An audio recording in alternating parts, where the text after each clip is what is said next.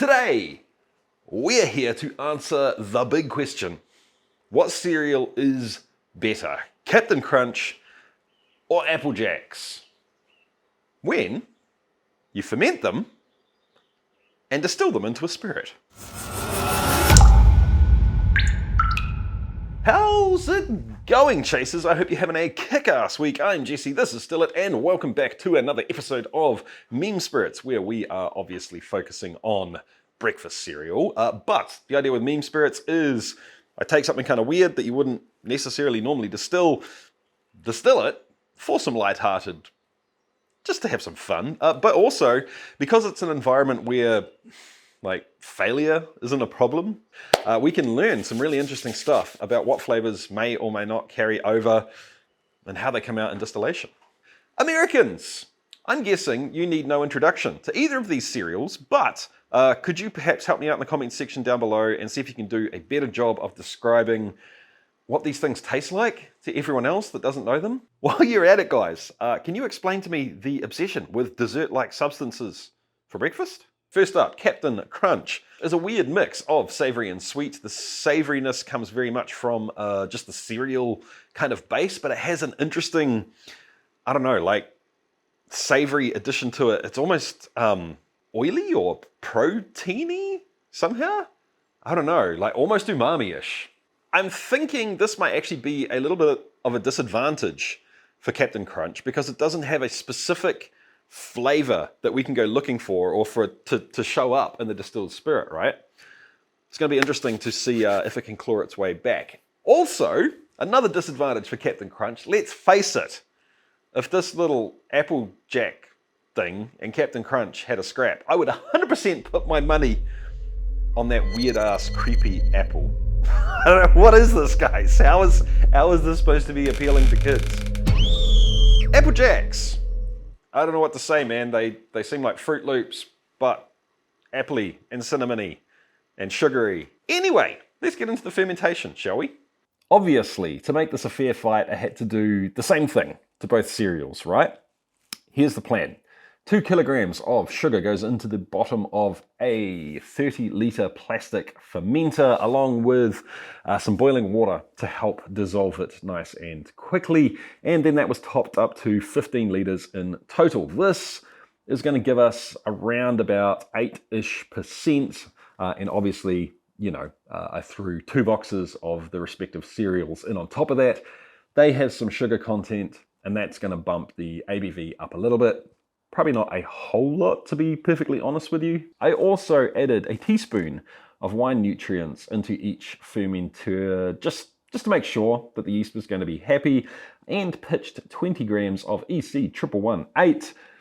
Not because I thought it was going to do anything special, just simply because that's what I had on hand, opened and ready to go. I want to let you peek behind the curtain real quick. So obviously, in this video, I'm going to have to taste the 2 different samples that I make, right? What you may not know is that often, to make things more efficient, I'll batch videos, which means actually today, Monday morning, I need to taste another 3 samples. And I need to be productive this afternoon and tomorrow. Introducing today's sponsor, ZBiotics, the pre-alcohol probiotic drink. This little bottle is going to help you enjoy your tasty, hard-earned spirits without having to stress about being productive the next day. I'm sure you know, as distillers, we work really hard to make solid cuts to ensure there's no heads in the spirits we drink. And what you may not know is acetaldehyde is one of the chemicals that's responsible for making you feel average the next day. But it turns out that our own bodies end up creating exactly the same stuff as we metabolize ethanol. So even if you nail your cuts, you're probably still going to suffer the consequences of acetaldehyde. ZBiotics has a probiotic that creates an enzyme that breaks down acetaldehyde. The idea being that can happen in your gut, doing pretty much the same thing your liver does, but like I said, in your gut. Drinking this little bottle before you get stuck into the distilled gold can help ensure that you don't have to worry about whatever it is that you need to worry about the day after. So, use code STILLIT over at zbiotics.com/STILLIT to get 15% off your first order. Both fermenters kicked off like clockwork, fermenting 12 hours after pitching, and both of them stopped fermenting on day 6. I gave them another day just to sort itself out a little bit more, strained all of, obviously, the cereal out before putting it into the still, and because I had 15 litres of this stuff, I decided to use the T500 in pot still mode with the alembic dome to do a stripping run. For those of you that don't know, don't stress about it too much. Basically, I'm not worried about making cuts, taking foreshots, flavor, anything like that at this point in time. It's simply about reducing the amount of water that's in there. So bringing the volume down and bringing the ABV up. So then I could put it into the little mini pot still and run it once again for just another straight pot distillation run. So both of these spirits were double pot distilled and then proofed down to 40% for tasting. Let's get over there and taste it. Here we are, team. The battle of Cap'n Crunch versus Apple Jacks. Cap'n Crunch on this side, Apple Jacks on this side. Both are proofed to 40% ABV. I do need to say too, I forgot to say just before when I was talking about the distillation that yes, I 100% did on the second. That's rattling and really annoying. Stop that. Sorry. Yes, I 100% did make proper cuts when distilling these on the second distillation for the spirit distillation. I took foreshots, I took heads, cut the tails out, so on and so forth. If I don't say it, someone's going to tell me something, blind, something. Anyway, Cap'n Crunch. Whoa! Interesting. Okay, that buttery thing has really jumped out. Buttery? Oily? Buttery. Is it supposed to taste like butter? Is that the idea? I don't know. You'd think I would have researched this. But this is meme spirits, so no. Normally I would, but no, not for meme spirits. Anyway, okay, so there's some very interesting flavors happening here, which 100% are good things. But I have to say straight up front that if you throw some sugar in some cereal and ferment it and then just double pot still it, you're going to end up with a pretty rough product, actually. Yeah, that's even worse. Okay, not horrible. Not a good product though. Anyway, let's move on and look at the good sides of these. So, first and foremost, that savory, buttery, almost like proteiny note is really coming through. And it mixes with a deeper, darker, like brown sugary kind of note that almost goes a little bit past brown sugar, to be honest. It's like between brown sugar and maple syrup and almost like a really light molasses. On the aftertaste, the retronasal action, I'm getting the grains come through. Interesting. I couldn't really pick what it is. It's almost corny in a lot of ways. I don't actually even know what grains went into this. Editing Jesse, help me out here. Is there even corn in this or am I full of it? Anyway, Apple Jacks. That is not dissimilar to the Apple Pie Moonshine. I had a bias against Apple Pie Moonshine for a long time. I finally made it. Now I get it. And one of our favorite cocktails for winter we make with Apple Pie Moonshine. It's really freaking good. So if you haven't seen that video, check it out, guys. There'll be a link in the description down below. These cards never seem to work properly for some people, so description. Anyway.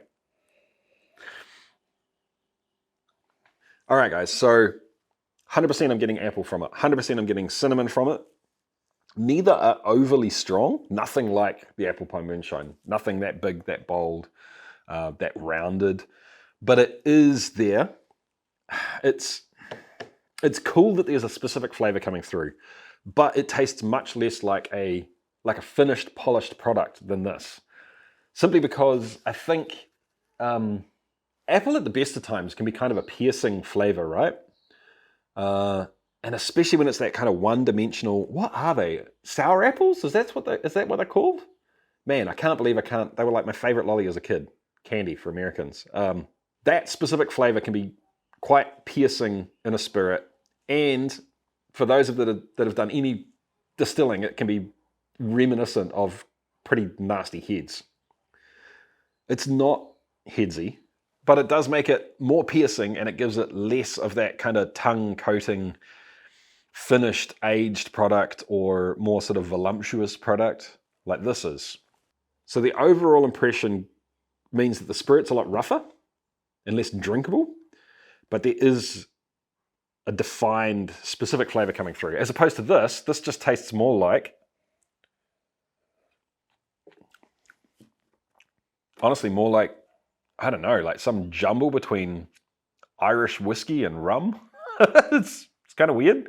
So before I attempt to announce a winner, I gotta say a huge thank you to the Patreons. Thank you so much, Patreons. You are the people that let me do this on a regular basis. You're the ones that are consistently supporting and donating to the channel. So thank you guys so very much. If you're out there and you're finding value in these videos and you'd like to help support as well, you can go to chasethecraft.com/support to find out all the ways you can help out. If you're not into Patreon, which I understand, you can of course sign up as a channel member here on YouTube. So thank you, Patreons, for also allowing me to use you as a stalling tactic to decide which of these should win. And I'm coming to I'm coming to the conclusion that I can't. It's a tiebreaker situation. All right, guys. So what I'm going to need you to do is jump in the comments down below and tell me which of these you think should win. I know you can't taste them. I know you can't try them, but I'm not sure what should win a Meme Spirits episode. Something that is more of a rounded, finished product that actually with oak could be, it's like a weird mix-up between a Irish whiskey and a rum, like a light rum. Or something that's kind of rough and crazy, but doing something more interesting in terms of random flavors carrying through from the product. I don't know. It does also strike me that we've already done Lucky Charms, so perhaps I need to set up like a knockout tournament for breakfast cereals. I don't know. So I know this is light-hearted content compared to what I normally do here on the channel, but I think sometimes it's important just to take your foot off the gas and enjoy things without needing things to turn out the way you want them to. And doing things like this lets you learn things. So for me specifically, that buttery, savory, almost umami-ish flavor that's coming through on this one, that's really interesting to me, that I can get that to carry through. I'm gonna have to look at the ingredients on this box and see what that's coming from. Anyway, if you enjoyed the video, do the YouTubey things. Thumbs up, like, comment, obviously subscribe if you wanna see more content like this, and I'll catch you next time, guys. Keep on chasing the craft. See ya.